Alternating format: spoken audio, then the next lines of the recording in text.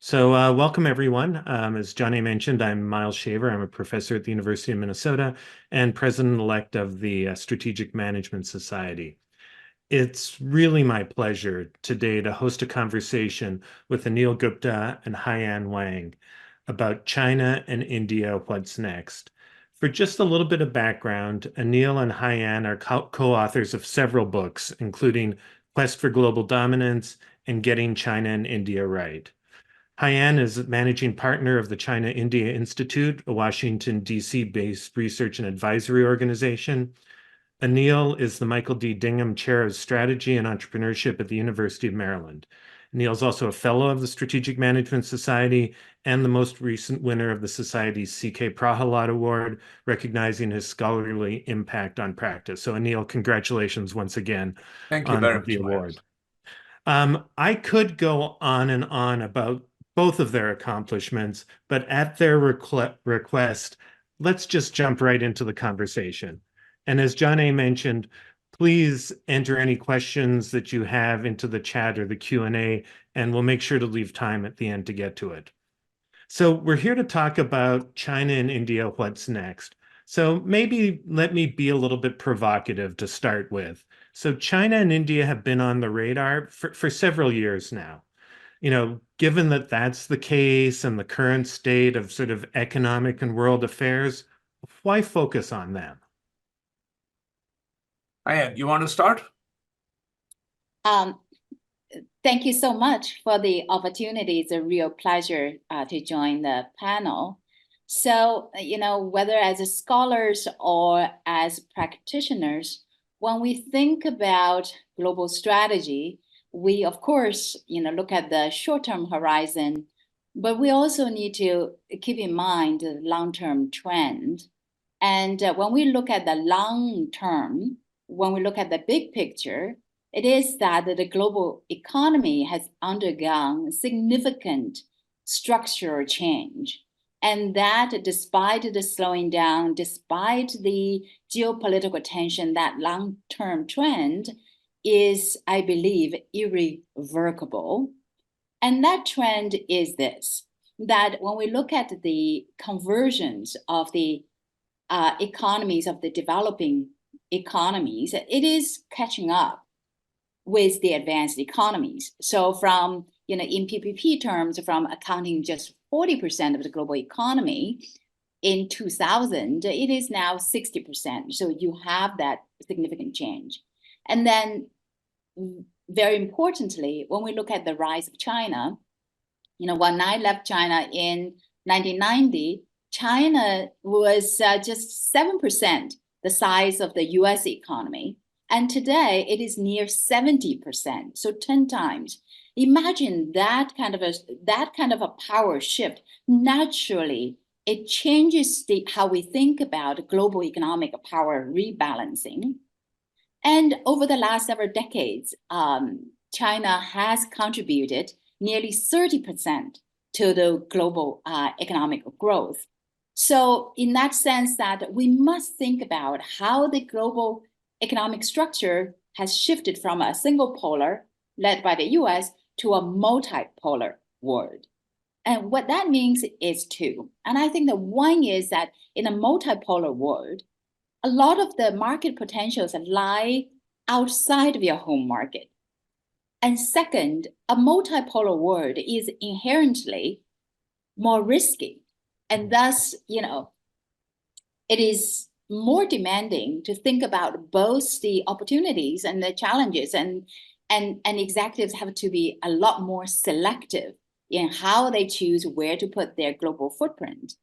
And that requires us to have much more in-depth understanding of the various poles, as well as the interlinkages between the poles. Yeah. And actually, I mean, this, extremely well put. And, if I just take my own spin on that. So when I think of the global economy, I like to use the metaphor of a network. So you have the nodes and you have the links. And the nodes are the different economies. And in some, we could say, let's say the weight of the economies, GDP is, an excellent proxy for the weight of the economy. And then, of course, the links. between the economies. And if you look at from 2000 to now, or 2010 to now, or looking ahead for the next 10 years, 20 years, and so on, basically, in structural terms, the weight of the nodes has been shifting. And so, and we could look at emerging markets, 20% of world GDP in 2000, now, more than 40%, so it's becoming more like getting close to parity. If you look at China, for example, as Haiyan said, and we could look at China as a share of the world GDP, or we can look at in context to the US, because we are sitting here right now in the US, that 2000, China was 12% of the US GDP. Now it's 66%, moving on to 70, 72% over the next 5 years. India was 5% of the world's US GDP in 2000. Now it's 14%. So India to US GDP is 14%. It's bigger than China was in 2000. And India is headed IMF projections by 2028 to around 18% of US GDP. And so, and size matters. Size matters because that means market opportunities matter. It means potentially competition, because the companies that have roots in those economies are no longer small. And so US obviously is the largest economy, according to many projections, including our own. It's going to be very difficult for China to catch up with the US anytime soon. But in any case, you can't take away the fact that China is the massive superpower along with the US and second biggest economy. In India, by 2027, it's currently the fifth largest in the world, will be the third largest 2027, and then will remain the third largest for, almost like quote unquote eternity, if you will. So that's, and then naturally, in terms of the linkages among the different nodes of the network, those linkages are undergoing massive change. If you look at those linkages in terms of trade, there is some evidence, although the evidence, it kind of fluctuates. But if you look at the last 15 years, there is some evidence that in terms of physical goods trade, merchandise trade, those kind of linkages, there is some degree of deglobalization going on. But at the same time, linkages among economies are not just by physical goods. They are by services. They are by data flows. They are, of course, by flows of capital. And if you look at the combined together, the world is becoming more interconnected, not less. But the structure of those interconnections is changing from, what I like to say, from atoms to bits and bytes. And of course, as Haiyan said, a more multipolar world doesn't have a policeman, if you will, to kind of impose order. And so it makes it inherently risky.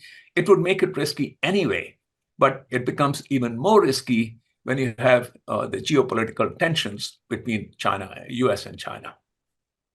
Well, you've both given me a lot to chew on here, and so I want to dig into these different parts. So let me begin to peel this off a certain way. So, if I hear you correctly, and I think this makes perfect sense to me, in part you're saying, yeah, there might be all sorts of other things happening in the world, but it's to our peril to not understand, China and India and how these economies have evolved, because just because we have conflict in different areas of the world, we aren't at an era of conflict like it would have been 30 years ago, where China and India played much smaller roles. Am I right in saying that? 100%. No, and well, so let's dig in a little bit more. And in doing this, I'm probably going to reflect more my naivete and lack of understanding of both China and India. And, so you've both really talked about the evolution. And so my sense is I'm probably not completely well calibrated. So when I think of India, I think of a huge population. I know it has a globally recognized IT sector, but what am I missing? Honestly, I have to say I really don't know much about the domestic economy. And for China, I mean, we think, historically we've thought about low-cost manufacturing. We all know that there's a big R&D center, but those seem like polar ends of the scale. And, and again, I really don't know a lot about the domestic economy. I read things that talk about a shrinking population or a burgeoning debt problem. Maybe Anil, I'll have you go first. What am I missing about India? And, am I calibrated back to India in the year 2000 or something like that? No. I mean, obviously some things about India are the same, and but many other things are changing. So if I say take a top level and say what are the what's the scorecard for India? What are the pluses? What are the minuses? So if I look at pluses, for example, is that of course it's currently the fastest growing economy. So that's obvious, and that matters. But then digging deeper, that infrastructure story, because that used to be a horrible story for India. Just kind of macro figures, is that all types of infrastructure put together. China for the, I mean, not now, but let's say from 1995 to 2020, say 25 years, China spent on average about 8 to 9% of GDP on infrastructure, everything from water to electricity to telecom to roads and highways and airports and all of that put together. India spent 4%. And that makes a difference, compounded over 25 years. India currently is spending, since Modi, about 6%. 6+%. So that's a big shift. And the infrastructure story in India is becoming really, really good. Even people who don't like Modi say that.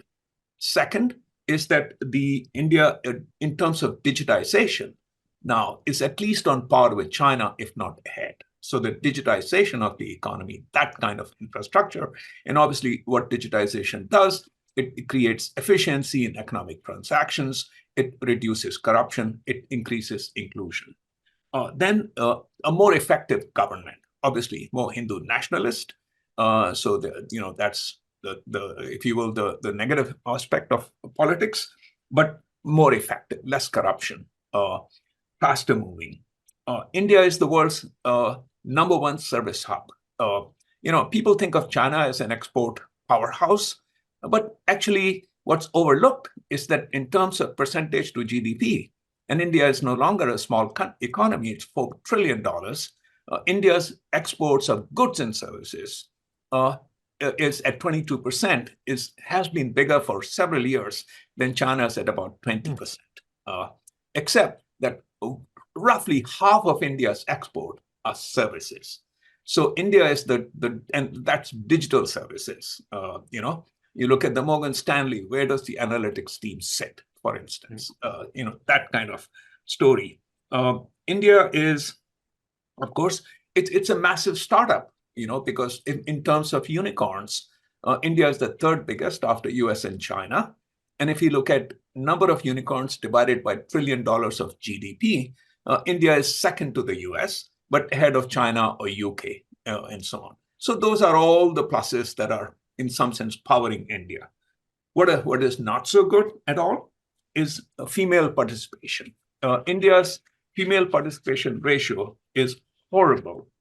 In fact, it's around, the figures are, it's about 20-odd%. It's lower than Bangladesh, for example, or other countries in the region. That's a negative. Another big negative is that India, at this point, at this stage of the economy, should be spending a lot more on R&D. It spends about 0.9% of GDP on R&D. China is spending now roughly 2%. And so therefore, India is, it's doing what, quote unquote, to simplify grossly, what other people tell it to do. But it's not innovating at the frontiers as much as it needs to. So those are, and of course, the manufacturing sector, just the service sector, is very, very strong. The manufacturing sector still remains weak. Haiyan, yeah, can you? Yeah, indeed, just connect up to what Anil just said about India's manufacturing weakness. When Modi came to power, he launched Make in India initiative.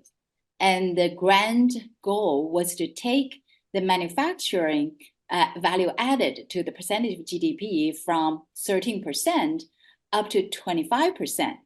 That was 2014. But if you look at today, it remains about 13%. So manufacturing it hasn't gone up, and all of the industrial policies that the Modi government has launched has not produced any real result. And so also connecting up to another point that Anil talked about, the need for R&D investment. That is the side, and I think the outside world has not paid too much attention to China's rise as a scientific power, not just as economic power, not just military might, not just being the factory for the whole world, but it is rapidly becoming a scientific power. Now, we have known that the Chinese government put in a lot of money in it. So in terms of the input, the Chinese government put in a total investment in R&D amounts to almost about the same as the United States does. It used to be that a lot of input, but not a whole lot of output. But we see massive shift now in terms of output. In 2017, China has produced more publications, total publications in natural sciences, not just in terms of volume, but in terms of quality. According to Nature, Chinese researchers now contribute the most publications to the top 82 natural science publications.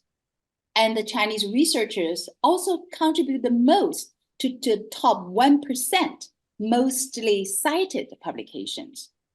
And last year, Stanford put forward an artificial intelligence report, which cites that the Chinese researchers' publications in all of the AI-related publications accounts for about 40% of the world's publications on artificial intelligence.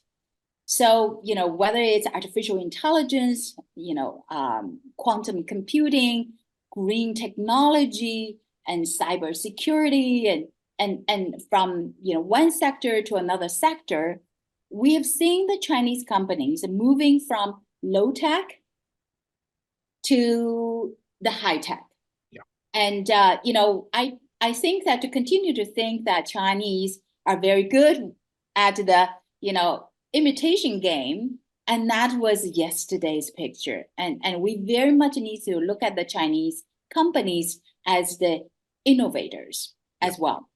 Yeah, I mean, if I build on Haiyan, what you just said, is that another way of, and connecting it to India, what's happening on the R&D scene, and I also talk about manufacturing, is that, when I think of technology, I like to think of technology development and technology deployment. It's like, and I'm using, of course, broadly speaking, creation and use.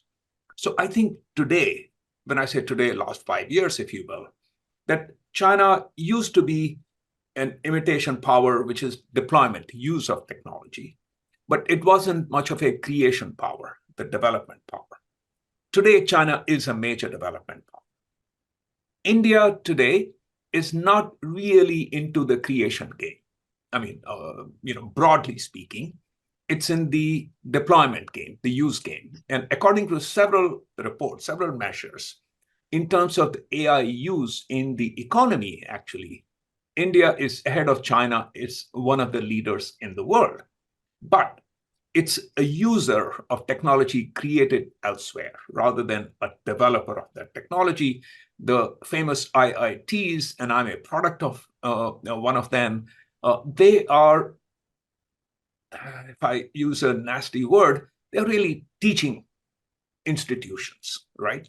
They're hyper selective, so they get great raw material, I would hope, but they are not doing the research powers in the way Tsinghua is right now.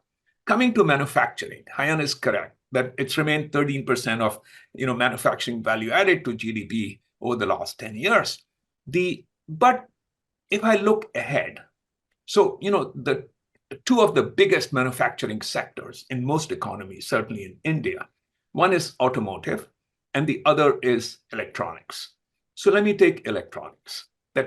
And obviously, as digitization of economies is happening everywhere, electronics sector is growing faster than the economy as a whole.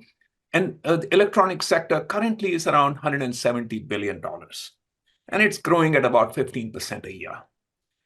About a third of electronics is imported into India.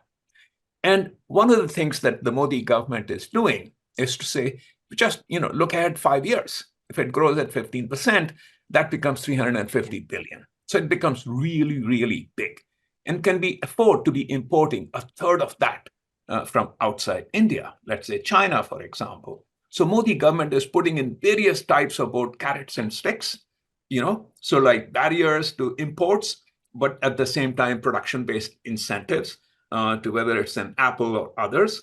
And I think that story is happening, like Apple, for instance. Cook has said that maybe by 2026, 25% of iPhones globally will be made out of India. And that also means that the subsystem for all the tier one suppliers, and then eventually semiconductor production. So I think that story is more likely than not to keep playing out. And the same thing on automotive sector. So yes. No, I apologize for interrupting because I wanted to follow, and I want you to talk about the other elements of the Chinese economy. Yeah. But your discussion of R&D strikes me, and I'm really curious about your insights here. As you described, we see this big evolution towards, maybe what I'd call more basic R&D, the notion of scientific publications and that. And you've alluded a little bit to it, but I'm curious, which sectors do you see that potentially playing out, maybe in terms of commercialization? And here I'm keeping I'm a business strategist, so knowing that that's the mega trend in the basic R&D, where might we see that play out in the economy in China? Okay, so where you are so innovation R&D is critical for China. And as you mentioned earlier, that the demographic change means that China's working force is declining, is declining by 2030, could be declining 1% a year. So productivity has to supplement that declining in the labor force. That's one. Two, that, investment-led growth model has literally peaked. Yes, there will still be investment-led growth, but that investment has to go into the emerging new tech industries. Could be the green economy, a big sector, the green transition, energy transition, the green lifestyle, and the green infrastructure. And that also has to go, that investment has to go into a lot more automation and robots. Also, both for the growth of productivity, but also for substituting the declining labor force. So if you name this, and then because of the demographic change, that you have the fastest aging population in China. So that aging population needs advanced healthcare. So being it drug development, the elderly care. So we need a lot more R&D into that. And then, also, the continuous, fight against the climate change. So, and there again, technology plays a huge role. So all of these sectors, we'll see them growing faster than the GDP growth. So hence the heavy emphasis on R&D, on both the basic research and the application. And you also asked me about how the China's economic growth picture looks like. Yeah. Yes, it has been slowing down, and this slowing down has been long anticipated. And in my opinion, this slowing down is not necessarily a bad thing, although it does create the pressure of unemployment, because this slowing down is necessary. One is that, China's economy, it was 7% of the global GDP, and now it's 18%. As it gets bigger, the aggregate net increase would be so much more. It was almost like a 1% increase of GDP was equivalent to 2% of increase in GDP in the past. Just according to the IMF's forecast, between 2024 to 2028, the net aggregate increase of China's GDP would amount to nearly $5 trillion. And $5 trillion is almost the size of today's Japanese economy. So you're saying that in over 4 years, China could add another Japan to the global economy. So that's the total size. Hence, the bigger, the slower. And the second necessity for this slowing down is to accommodate structural shift. Because you cannot go like a heavy stimulus, heavy investment-led growth. You have to slow down to boost the consumption-led economic growth. You have to switch from a very high capital, high pollution-intensive industrial growth to a more greener, to a more high-tech growth. And you have to shift from industry-led growth to a more service-led growth. And all of these shifts naturally means slowing down. But despite this slowing down, we need to recognize that if, let's say, China maintains a 3 to 4% growth in the coming 5 years, and that is still nearly twice the pace of the most advanced economies. So for a lot of companies, whether you talk about decoupling or de-risking, no matter how you frame it, the reality is for most of the largest multinational companies, China is a place to be. In fact, that the US-China Council did a recent survey. There was a lot of pessimism. There was a lot of conservation in putting in more investment, but everybody is staying in China. A lot of people may know or may not know that US is a high-tech sector is in fact very dependent on the Chinese market. Yep. Just look at the share of Chinese revenue of their total global revenue. Qualcomm, China accounts for 60%, Texas Instruments 50%, Applied Materials 38%, Apple 20%, on and on. Yeah. So Haiyan, let me, if I may build, Miles, can I build a little on that?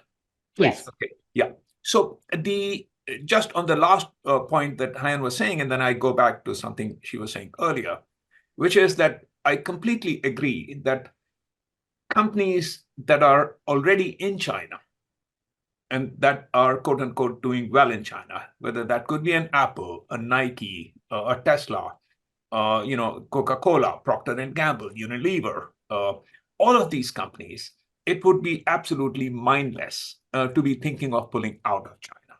You are there. So that part is very true. I think that two things that are happening is that if your supply chain is globally dependent on China, then companies see a huge merit in de-risking that for a whole variety of reasons, including geopolitics. And of course, Apple is a showcase example of what's happening there. So it's de-risking if your supply chains depend on China. If, of course, it's production in China for China, then the geopolitical risks don't exist on that front. So that's number one. Another thing is that... Can I just interrupt there, Anil, because I think I just want to tease out the point that I think both of you are making is, and again, I think it's, the evolution. If I remember, 30 some years ago, people talking about, always they're looking far in the future and talking about the consumer class that might evolve from China. Well, you're telling me it's there and it has been. And so absolutely. So I think that, again, for me and my naive understanding, I think you're saying, look, Miles, you have to understand there's a huge, investment in China is not just all supply chain anymore, right? There's a huge market for 100%. Foreign companies. There's a huge supply chain market. Is 100%. That fair to say? Yeah. But I would add one thing, though, is that if you're not already in China, it's going to be harder to make a case to enter China now. Okay. So there's a difference between in China and you continue to succeed in China and remain committed to China versus new commitment to China. Well, let me follow up on that, and Haiyan, maybe you can chime in on this too. So why is it hard? Why is it going to be harder to enter China now? It is harder to enter simply because the playing field is filled with fierce competitors, domestic competitors and foreign competitors. That's one.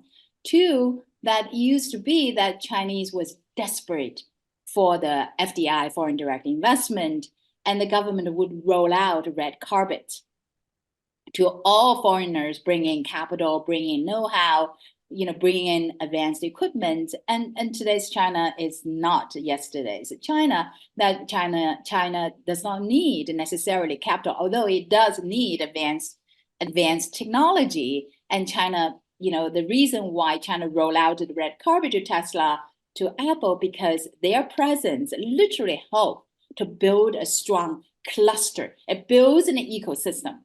And if you think about the impact of Tesla, because of Tesla, wholly owned, the company set up in China, and all of a sudden, all of the Chinese component suppliers become much stronger. And that makes Chinese EV industry so much stronger. So when you look at the sector by sectors, is the early entrance of the Western companies that has brought in a technology that has built up advanced ecosystems around it. So today, when we talk about the supply chain shifting away from China or decoupling, de-risking away from China, we need to still recognize one is that no country has more labor force.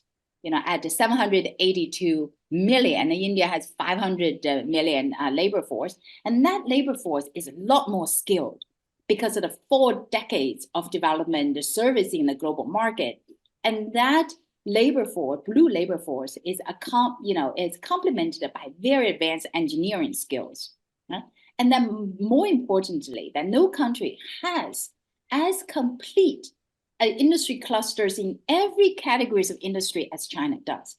So for example, when you shift some of the production to Vietnam, one, it has, 1/10 of the labor force, and second, a lot of the components have to come from elsewhere, oftentimes coming from China. Mm-hmm. And just because you put your supply chains elsewhere, that doesn't sometimes reduce the risks. Let me complement what Haiyan was saying with something else, which is that everything Haiyan said is true, but there are other aspects of where macro meets micro.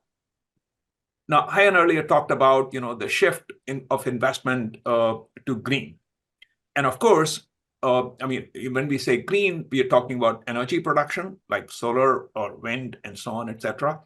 But in terms of the size of the economy, much bigger is EVs. And so, of course, we talk about EVs and the technology and the labor force and all of that is very true about China. But the other aspect is when the government thinks of investment-led growth, that real estate, of course, is done. That's no longer a story. And so now in EVs, you have the capacity in China is 2 times of the Chinese market today. And so when you build 2x the capacity, it cannot happen if it's pure commercial decisions being made by private sector companies, because the cost of capital will kill you. So therefore, there is an obvious case of subsidization by the government. And so the question now is, yes, you have technology power and you have the labor, but then if you have 2x the capacity that is coming from capital subsidies, cost of capital subsidies, then the question is, what does it mean? Yeah, BYD is strong, but then if you are subsidized in terms of the cost of capital, then exactly what should Europe do?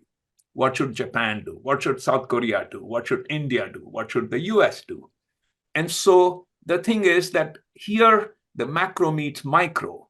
And so BYD, for example, yesterday, of course, Elon Musk quarterly earnings call talked about BYD. And BYD is a very strong company. But when I look at that, BYD's stock price today is lower than what it was on 1st January 2020, before the pandemic.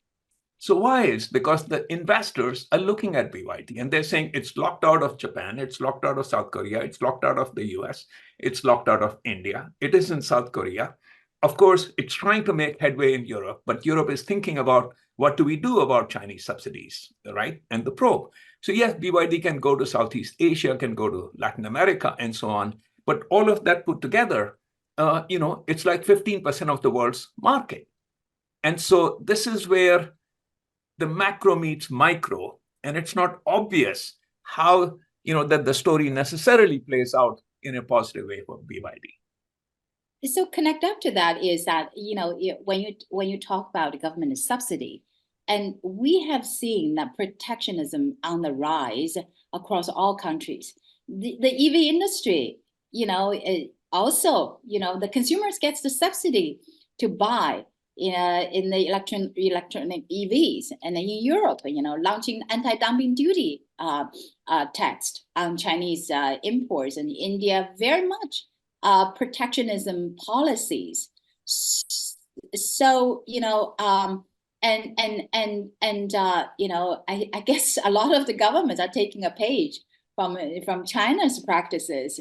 More subsidies, more tariffs.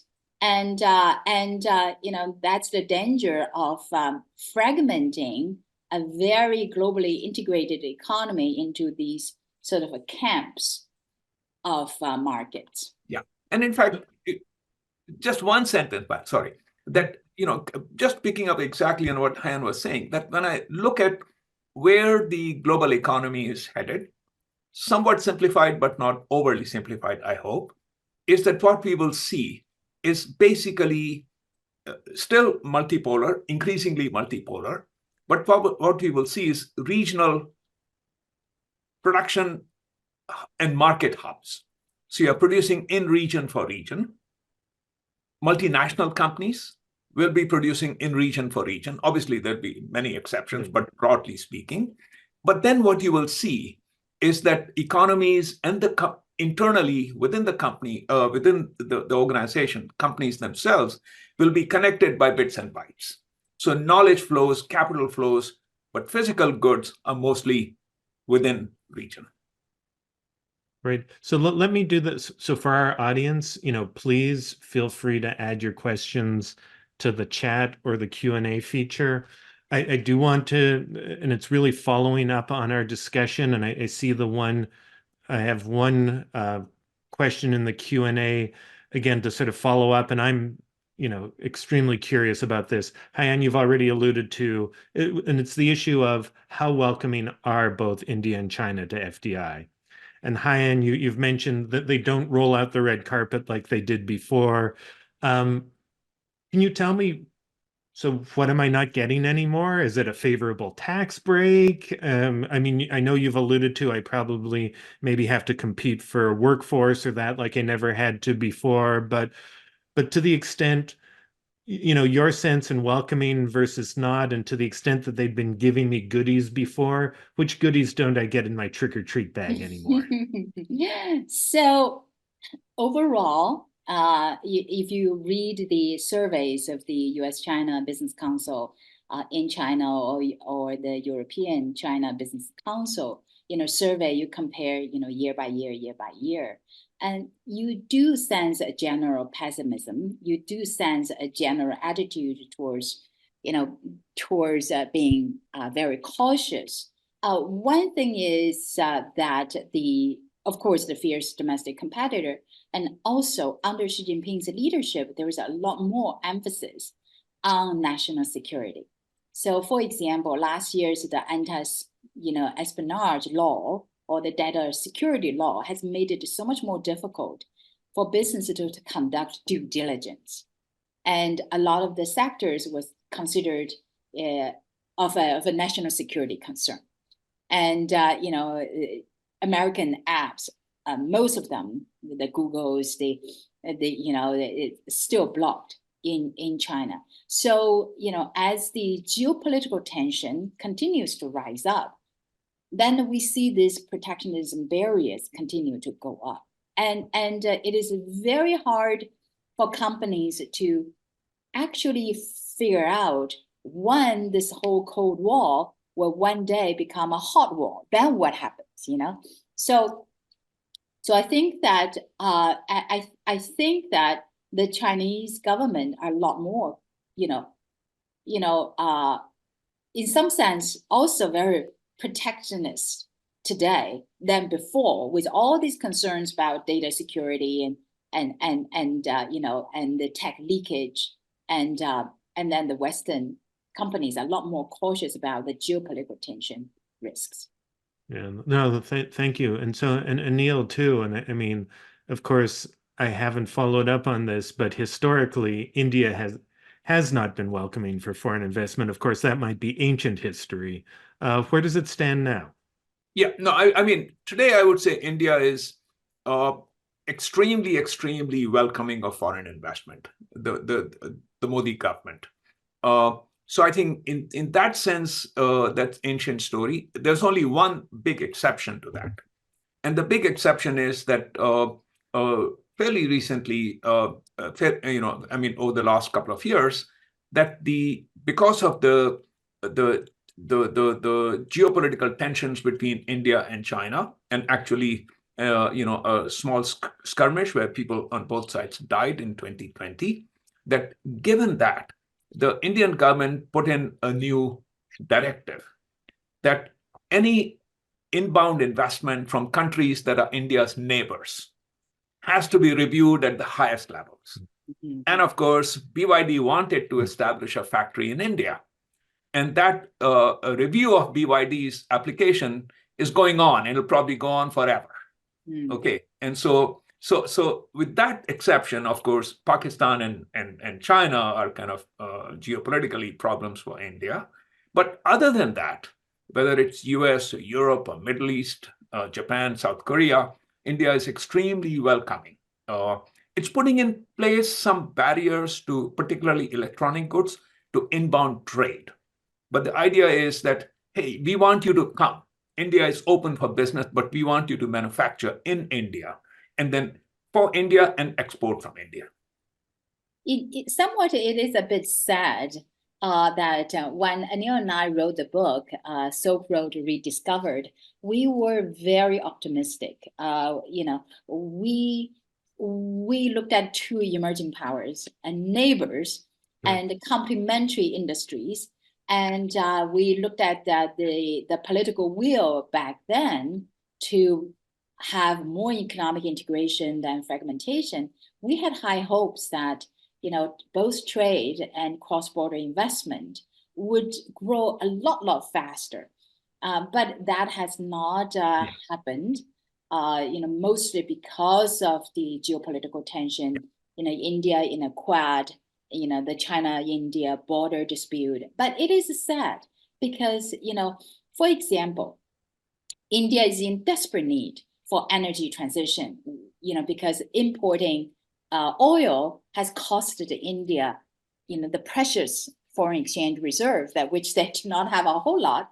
And then, solar power is one promising sector that the Chinese companies very much wanted to set up joint ventures in India, to build the solar power industry, and the Chinese capital come in cheaper and probably get jobs down faster. But the red tape is just preventing it from happening.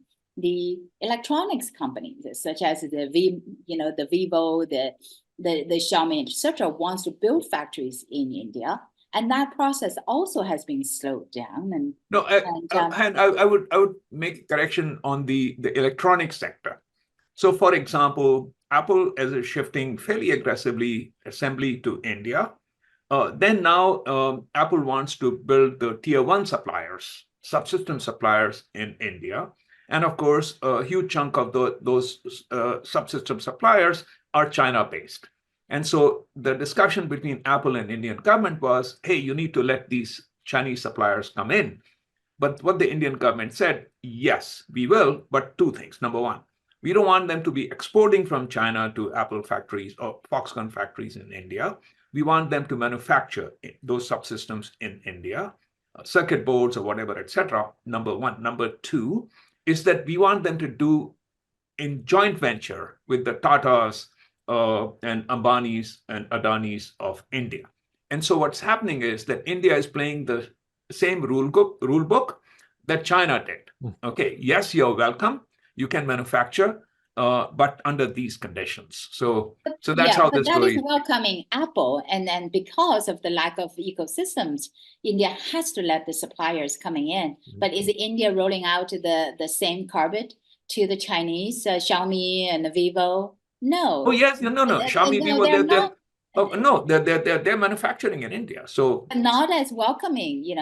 Not too long ago, the Indian government raided the offices of Vivo. Is India letting the Huawei and the ZTE coming in to build the 5G infrastructure?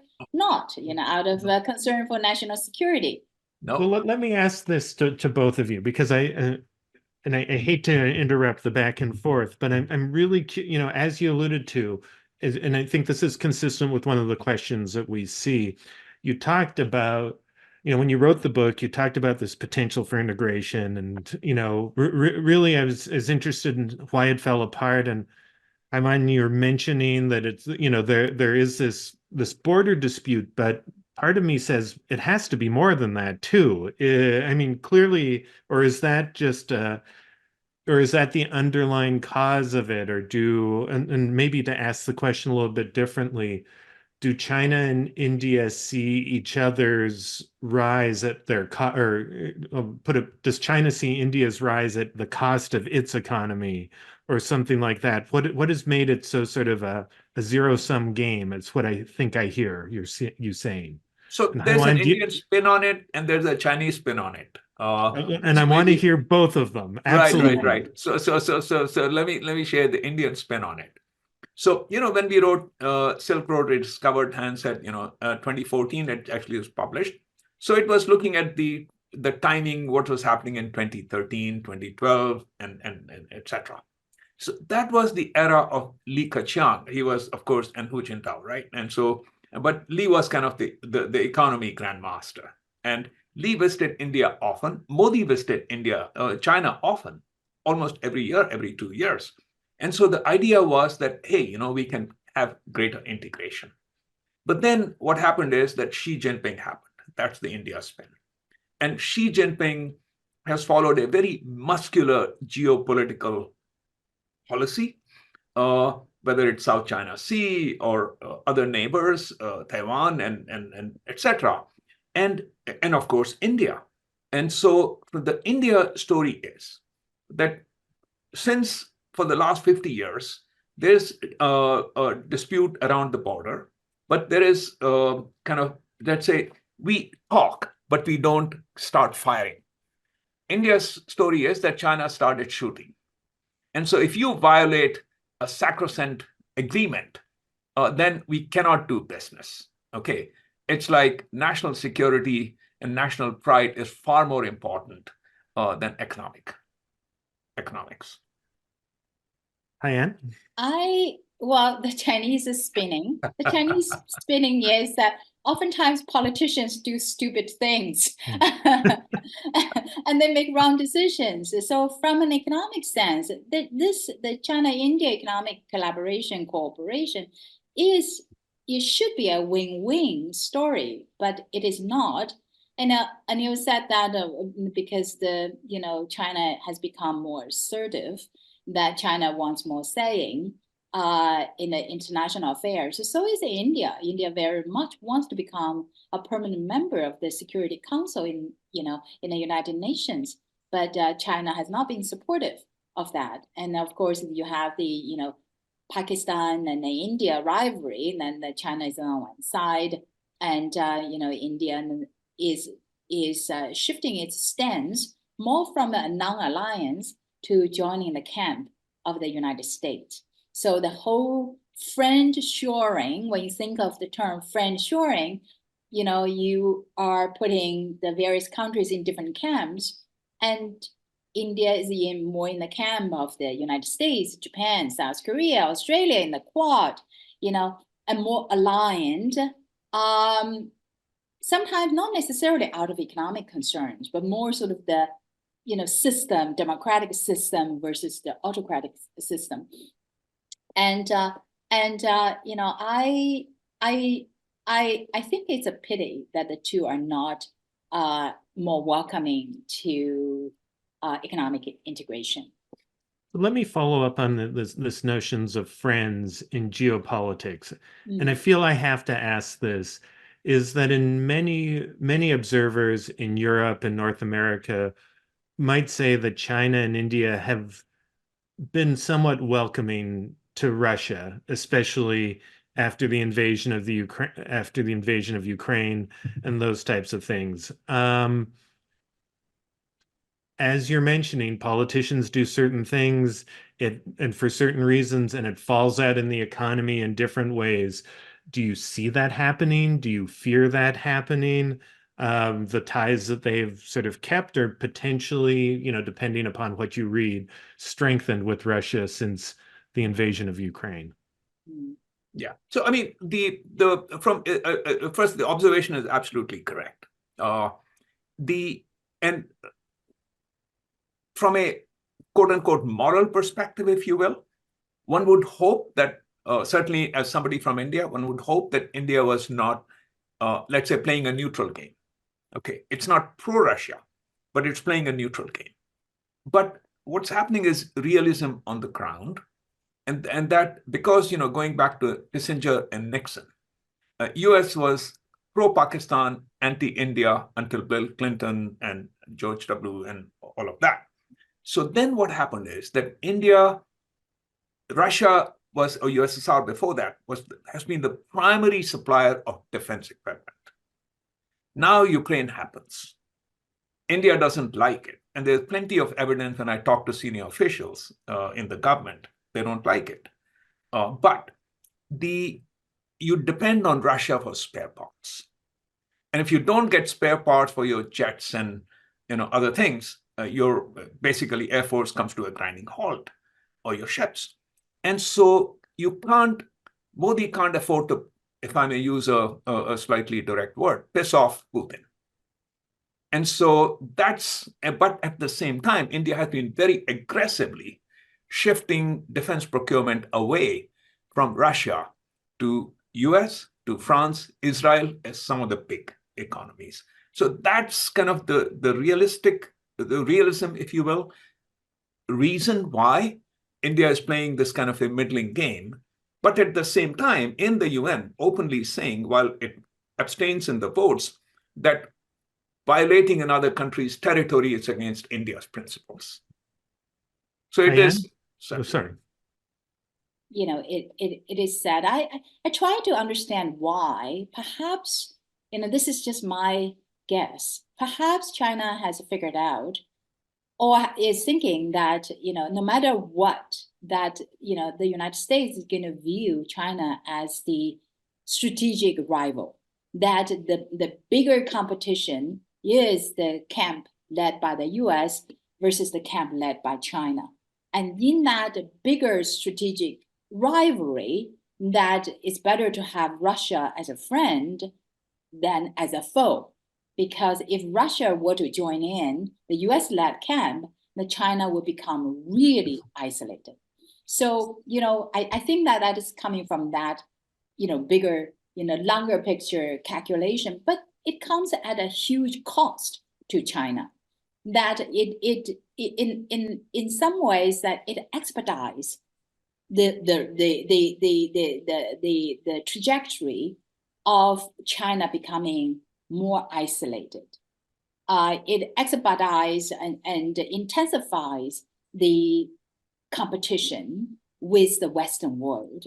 And at a time when China really needs a very friendly external environment to continue to grow, as we alluded to earlier, that China has a huge domestic economic growth pressure, and the strategic window should still be that development first, and getting stronger and becomes more prosperous.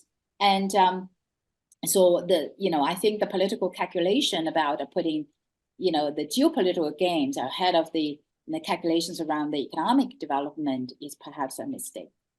So let me do this because I'm looking at our time and I see 3 minutes left. And this has been fascinating. And thank you. I've learned a lot. But I want you to go out. I'm going to ask you to please make a prediction, maybe be a little bit bold. You've done such a nice job talking about how each economy has evolved. Mm. If we were if I grabbed you in the hallway at a conference and said, tell me, what I'm missing, what's going to happen in the next 5 years that's not on my radar screen in either China or India, what would you tell me? Anil? Okay, I mean, next 5 years, I think in Next 10 terms of years, if it's easier, whatever you want. yeah. I mean, the trajectory is likely to continue. That's the baseline. India in terms of remaining the fastest growing economy, currently growing around 6.3%. The government would like to grow at 8%. We have to see if that happens. But certainly, given that the world is around 3.1%, and so on, so it's still growing twice as fast. So its weight in the global economy will continue. And I think the manufacturing situation will get stronger. I mean, it certainly can't get any weaker. And the service sector remains very, very strong. I think the big question for India is if there were to be a hot war, okay? If there were to be a hot war, most likely it'll be around Taiwan. And in that case, India, China definitely, I mean, one might not call them enemies, but they're near enemies geopolitically. And so India will then face pressure to more explicitly be aligned with the US. And of course, all of that, all of a hot war will be geoeconomically, quite disastrous. And we don't yet know how that plays out. We don't yet know even how that plays out for the US. Right. Well, let's hope we never have to figure that out. That's true. Yeah, exactly. Haiyan, please. Yes, some experts view the next 5 years as quite a dangerous period. And then, we have the newly elected Taiwan leader, and which China views him, Mr. Lai, as a separatist. And, we have the US election. And, what if Trump comes into the White House? Would Trump rock the boat? That the erratic, unpredictable behavior, would that lead to, intentional or unintentional military conflict? And clearly the flashpoint would be across the Taiwan Strait. And that Taiwan Strait, nearly half of the global trade passes through Taiwan Strait. And, over 75% of the advanced chips are produced in Taiwan by TSMC. And then if there were to be hot war across Taiwan Straits and the whole global economy would suffer. So my own personal analysis is that the next 5 to 10 years, while we will continue to see US-China tension, I think that the next 5 to 10 years will still be relatively peaceful, that we will still have the status quo. And that is because one is that the domestic growth pressure is immense. That, as much as unification with Taiwan is the sacred calling for the Chinese Communist Party, but making China strong and rich, by 2035, by 2049, that is still the China dream. And I think that for that China dream to happen, China needs a peaceful domestic and external environment for that to happen. And I'm not sure that the Chinese military power is such that it is ready to take on a major war. You've read the news about how not too long ago that President Xi purged several top military generals from the rocket force, which says that there was a lot of strengthening to happen before China has the confidence to take on a hot war. So I am, also the aging society who wants to send their only child to the battlefield.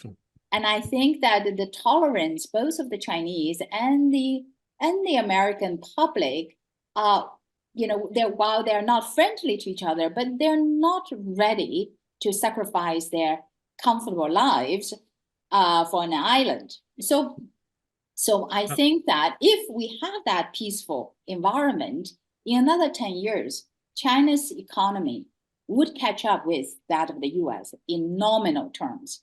In purchasing power parity terms, China has already surpassed the size of the US. So, but 10 years from then, right around 2035, I think that that's perhaps the more dangerous period of time. I mean, Well, I'm sorry, Anil. I want to respect our guests and that. I mean, I will just reflect on thanking you both so much. I can't tell you how much I've learned. I can't tell you how much I want to continue this. So I'm going to warn you that the next time I see either of you at a conference, I'm grabbing you and I'm sitting down with you to continue the conversation because it's been so enlightening.